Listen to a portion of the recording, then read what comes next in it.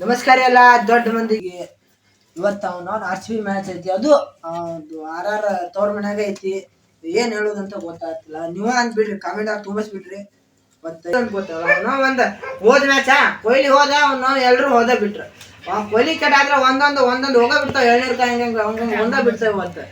ಇವತ್ತ ಕಾಮೆಂಟ್ ಆಗಿ ಹೇಳಿ ನಿಲ್ಸ್ಬಿಡ್ರಿ. ಇವತ್ತ ಆರ್ ಸಿ ಬಿ ಮಾತ್ರ ಇವತ್ತು ಪಕ್ಕ ಮ್ಯಾಚ್ ನಮ್ದೇ. ಇವತ್ತು ಏನ್ ಹೇಳೋದಂದ್ರೆ ಗೊತ್ತಾಗ್ತಿಲ್ಲ.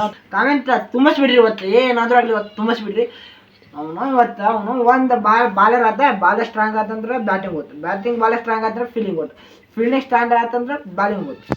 ಏನು ಅವ್ರು ಆರ್ ಸಿ ಬಿ ದವ್ರು ಇವತ್ತು ಏನು ಅವತ್ತು ಹೊಸ ಅಧ್ಯಾಯ ಐತಿ ಆರ್ ಸಿ ಬಿ ಇವತ್ತು ಆರ್ ಸಿ ಬಿ ಹೊಸ ಅಧ್ಯಾಯ ಶುರು ಮಾಡ್ತಾರೆ ಅನ್ನೋದು ಗೊತ್ತಾಗ್ತಿಲ್ಲ.